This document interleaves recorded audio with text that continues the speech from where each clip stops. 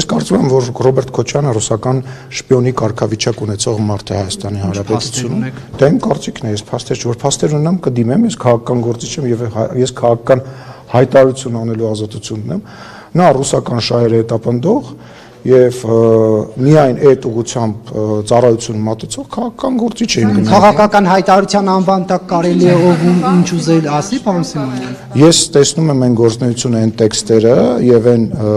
հայտարարությունները, որոնք արվում են իր կողմից, եւ դա իմ քաղաքական գնահատականն է, որ երբ որ դու հայտարարություն ես անում, որը կատարյալ ձևով համընկնում է ռուսական հայտարարությունների հետ, երբ որ քո խմբակցության ղեկավար, քո խմբակցության անդամները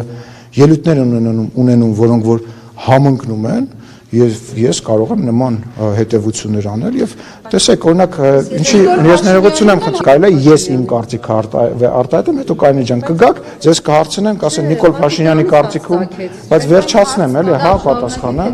եւ նաեւ գաղտնիք չէ, օրինակ Ռոբերտ Քոչյանի կողմից սատարված եւ Ռոբերտ Քոչյանին քաղաքական առաջնորդ համարող Գյումրիի քաղաքապետը հայտարարում է, որ ինքը տեսնում է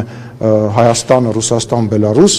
միութենական կազմի մեջ եւ սենց բազմաթիվ օրինակներ կան, որը որ ինձ թույլ է տալիս նման պնդում անել